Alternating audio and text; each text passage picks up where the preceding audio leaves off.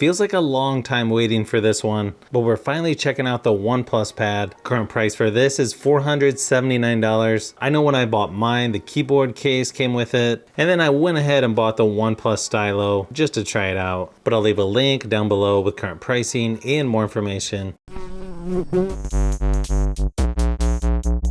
Now some of the specs on this one. It's got an 11.61 inch IPS LCD display, up to 144 Hz refresh rate, and 500 nits brightness, 2000 by 2800 resolution. Comes with Android 13, Oxygen OS 13.1. It's got a MediaTek MT6983 Dimensity 9000 processor. The version I have is 8 GB of RAM, 128 GB of storage. It's got a 13 megapixel wide angle lens on the back, can shoot up to 4K 30 frames per second for video recording, 8 megapixel wide angle lens for the front facing camera. This does have a quad speaker setup, no headphone jack though. It also has a 9510 milliamp hour battery, and then something you don't normally see with tablets, super fast charging at 67 watts, and the color is called Halo Green. Okay, definitely lighter weight than I was expecting. Inside the box, you've got a quick start guide, safety and warranty information, and they also have a membership card for the Red Cable Club. Here's their huge Super VOOC, I believe, 67 watt wall adapter, horrible name by the way. And you've got their red USB-C to USB-A charging cable. Glad to see they're sticking with the red cable. Okay, wow, this is actually really nice. The design around the edges reminds me a lot of what you see on older iPhones. If you've used an iPhone 11 or some of the older models that are rounded on the edges, this reminds me a lot of that. And that's a good thing in my opinion. Really nice green color here on the back. A little strange, you see a lot of rings going around here. Not sure if they did that on purpose or not, but definitely interesting. Still not sure about that camera on the back. Seems really large. You can see you've got 2 speakers on each side, power button on the left-hand side, volume buttons on the top or the right-hand side. You can see along the top is flat, so you can attach the OnePlus Stylo, similar to a 2nd gen Apple Pencil. You can see pretty thin bezels going all the way around. It looks nice and uniform as well. Your front-facing camera is right here in the center, on the long edge. When setting up, you've got face unlock or password. You've also got buttons or gesture navigation.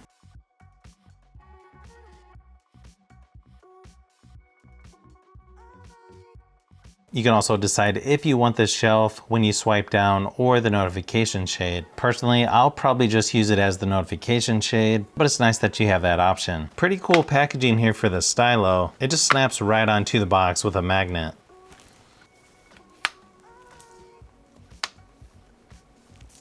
To charge the pencil is a little bit off center. I was a little confused there why it wasn't working. Okay, looks like a pretty simple process here to connect. Battery life's at 76%. This pencil seems fairly responsive. I find myself tapping things a couple times. You will notice the tip on this pencil very similar to the Apple Pencil. Sounds like it too as you're tapping on the screen. One thing I do notice, watch when I try to type out a word with this pencil. It's not even really working. I gotta say, just drawing with this pencil, or stylo as they call it, actually works pretty good on here. And it seems to have pretty good palm rejection as well. Pressure sensitivity on here is pretty good as well. Again, much better quality with this stylo than I was expecting. Okay, the keyboard case are definitely going all in on green. I mean, it's not bad, just not sure if that would be my first choice. I feel like they just want it to be a little bit different than everything else that's out there. It's okay, seems like it's a pretty nice keyboard here. Okay, so when I first attached the tablet, it doesn't seem to do anything. But I just lift it up, connect it again. Now it seems to work fine. It's got a little dot there. It looks very similar if you attach a mouse to an iPad. Overall quality on the keyboard case definitely feels like it's pretty nice. Funny thing is they have a notes app that looks very similar to what you would see on an iPad. Not necessarily a bad thing, just kind of funny how close things are. Everything about the keyboard feels like pretty good quality, almost similar to what you would get from somebody like Samsung. You've also got several shortcuts on here like home, volume, mute, screen brightness, what you would normally see on a keyboard like this. The trackpad actually feels pretty responsive as well. And when you swipe with 2 fingers, it goes to the next screen. Swipe up or down to get to all of your apps. Maybe not perfect, but I like what I'm seeing so far with both the keyboard and the tablet itself. You'll also notice left of the home screen, you got the Google Discover newsfeed.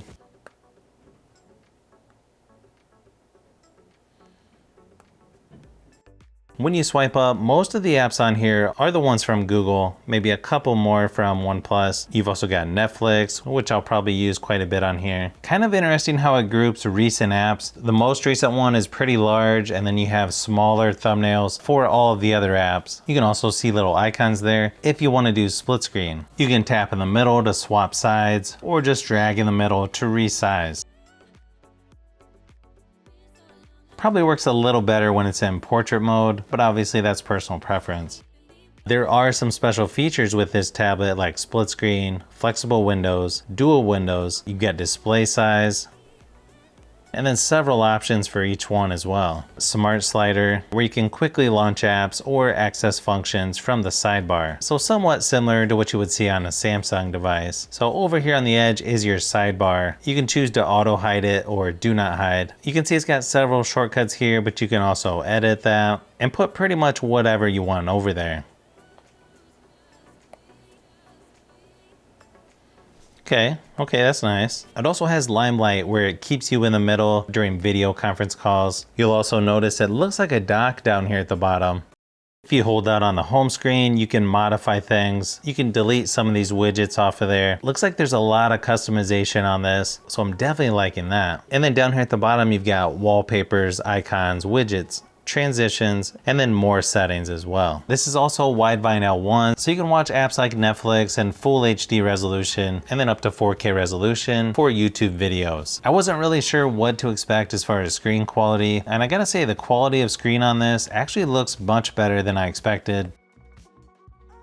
Now, one thing I do notice is the aspect ratio, definitely closer to an iPad, so I'm not sure if everyone's gonna like that. Yes, you can zoom in certain spots, it just cuts off quite a bit of stuff here. So the aspect ratio might not be for everyone, but again, fairly similar to an iPad. You can also decide whether it shows your recent apps down here in the taskbar. Also has double tap to wake or turn off the screen. You can also double tap to lock, and this is where you can change it from the notification shade to the shelf as well.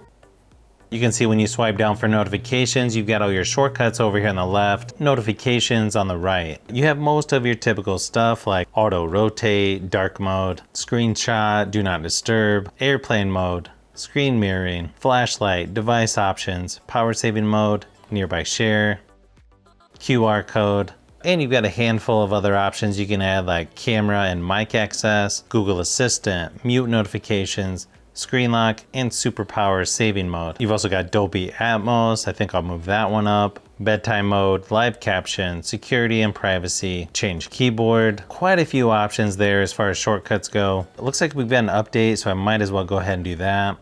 I did run my typical battery drain test, and from what I'm seeing, this is definitely better than average compared to other tablets I've tested. It lasted just over 8 hours before dying, and that's at 100% screen brightness. You could easily get a lot better by turning down the refresh rate and screen brightness, and just keep in mind my testing is more extreme usage versus everyday use. One of the best features of this new tablet from OnePlus is gonna be the performance. It's right on par with the new Tab S8 series from Samsung, so you should be able to do just about anything you would need to without too much effort, as you can see here from the Geekbench scores. Gaming on here is pretty nice as well. When testing PUBG Mobile and Asphalt 9, those ran nice and smooth at about 60 frames per second on the highest settings. So I think most people will enjoy gaming on here, especially with the rounded edges. It just feels more comfortable to use than some of the boxier competitors.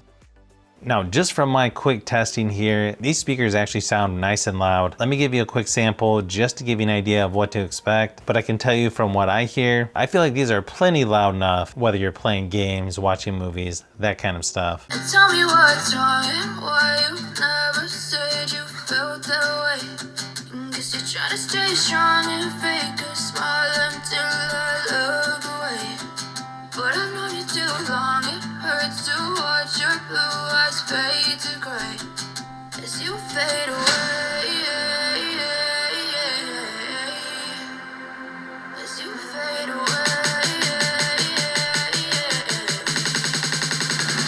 As you fade away. Inside the photo app, you've got night, video, photo, selfie, and then in more, you've got pano, slow-mo, time-lapse. Shutter speed seems really fast on here. I would say this one's gonna be pretty good for photos. You can also shoot up to 4K 30 frames per second for video recording. Let me give you a few samples of photo and video just to give you an idea of what to expect. As you might be able to tell from these photos, I feel like this is better than average for photo and video quality, at least for the rear camera. It does something kind of weird on the front facing camera where it has a circle in the middle and then tries to blur everything around the edges. Imagine that's for Zoom meetings or video conference calls. It's also an extra wide angle, but is only 1080p resolution instead of 4K. I probably should figure out how to turn that off because to me it just doesn't look very good. So hopefully this video gave you a little closer look at the first tablet from OnePlus. Probably like this tablet quite a bit more than I was expecting. The performance, the build quality and rounded edges, good screen quality, plus decent camera quality as well. As long as the updates keep coming to fix any of the small things that I may have mentioned, this could easily compete against Samsung and might even tempt some iPad users to give it a chance as well. I'll definitely be comparing this to some other tablets that I've got, so you'll want to look out for those upcoming videos. So if you've made it this far into the video, you may want to say thanks by subscribing, and don't forget to give a thumbs up if this video was helpful. This is Brian from Fishbee Productions. Thanks for watching, and I'll see you on the next one.